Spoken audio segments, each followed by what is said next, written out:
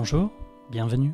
Aujourd'hui, nous allons voir la panna cotta, un dessert cuisine family. Pour votre panna cotta, il vous faudra 50 centilitres de crème fraîche liquide, 50 g de sucre, 2 feuilles de gélatine, une gousse de vanille et du coulis de fruits. Versez la crème dans une casserole. Versez ensuite votre sucre et un peu de vanille. La seule compétence requise pour cette recette est de savoir touiller. Faites chauffer et intégrez le sucre à la crème en touillant. Il suffit de touiller. Pendant toute l'opération, il faudra touiller. En effet, le sucre doit être bien incorporé à la crème ainsi que la vanille.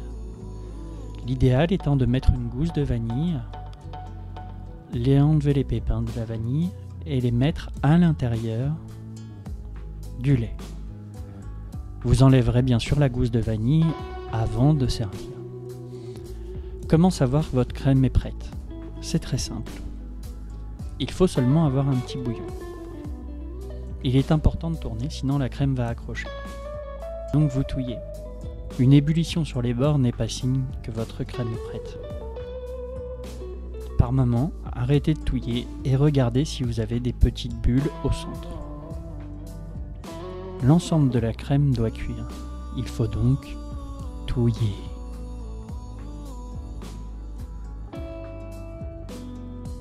C'est une recette extrêmement simple. Vous le voyez, une seule opération. Préparez de petites verrines pour pouvoir déposer la crème à l'intérieur avant de finir l'opération. Dans un bol d'eau fraîche, vous aurez préalablement fait tremper votre gélatine, 2 feuilles.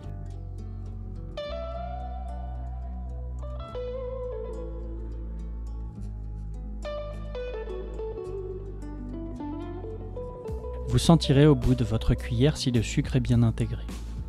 Allez bien dans les bords pour vérifier que tout le sucre est intégré à la crème. C'est une recette très simple qui vous prendra moins de 10 minutes. Cette vidéo est filmée sans discontinuité.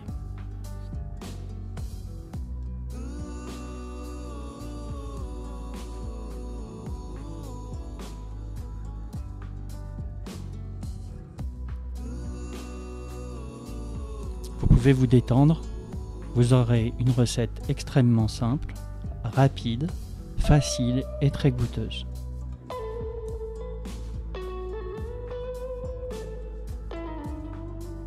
Un plat que vous pourrez faire pour un dîner en amoureux par exemple. Pour le coulis, pour ma part, je le fais à la framboise. Il suffit de passer les framboises au mixeur et ensuite enlever les pépins grâce à une passoire. Dans le jargon, on dit un chinois.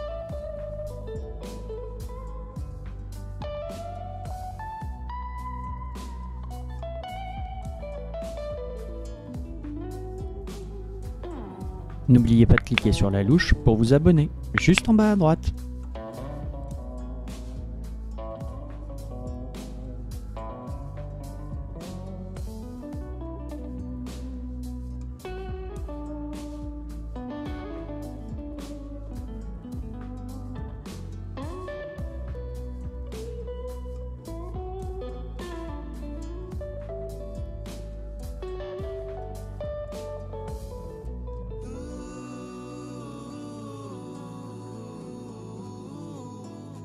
Une fois que vous avez votre petite ébullition, retirez la casserole du feu, bien essorez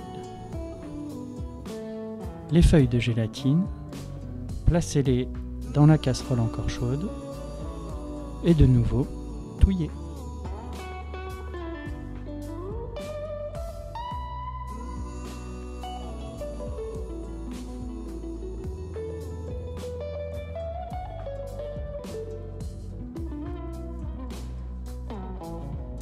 Une fois la gélatine bien intégrée, vous n'avez plus qu'à prendre une louche pour remplir vos contenants.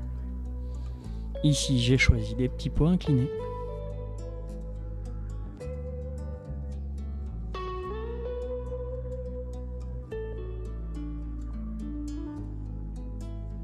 Vous laisserez ensuite reposer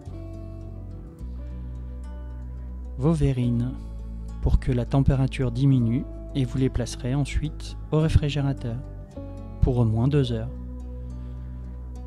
Si vous aimez un peu gelé, vous pouvez aussi les placer 2 heures au congélateur. Ensuite, quand vous les sortirez, vous pourrez mettre le coulis par-dessus.